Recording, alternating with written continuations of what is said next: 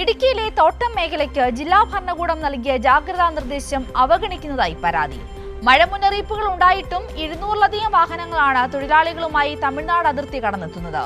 ജില്ലയിൽ മലയോര മേഖലയിൽ മഴ ശക്തമാവുകയുമാണ്.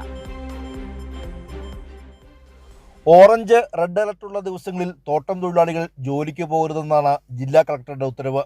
എന്നാൽ ഈ ഉത്തരവ് കാറ്റിൽ പറത്തി കമ്പംമെട്ട് ചെക്ക് പോസ്റ്റ് വഴി 200ഓളം വാഹനങ്ങളാണ് തൊഴിലാളികളുമായി തമിഴ്നാട്ടിൽ നിന്നും എത്തിയത്. മഴക്കെടുതിയിൽ ഏറ്റവും അധികം നാശനഷ്ടവും ആൾനാശവും ഉണ്ടാകുന്നത് തോട്ടം മേഖലയിലാണ്. ഉരുൾപൊട്ടൽ, മണ്ണിടിച്ചിൽ ഭീഷണിയും മേഖലയിൽ ശക്തമാണ്. മരങ്ങൾ കടപുഴകിയും അപകടങ്ങൾ പതിവാകുന്നു.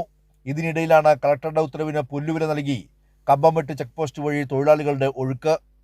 കർശന നിയന്ത്രണം ഏർപ്പെടുത്താൻ അതിർത്തികളിൽ നിർദ്ദേശം നൽകി കഴിഞ്ഞു. ഓറഞ്ച് അലർട്ടുള്ള ജില്ലയിൽ മലയോര മേഖലയിൽ മഴ ശക്തമാണ്. ലോ റേഞ്ചിൽ ഒറ്റപ്പെട്ട മഴ പെയ്യുന്നുണ്ടെങ്കിലും ആശങ്കയില്ല. കൈരളി ന്യൂസ്, ഇടുക്കി.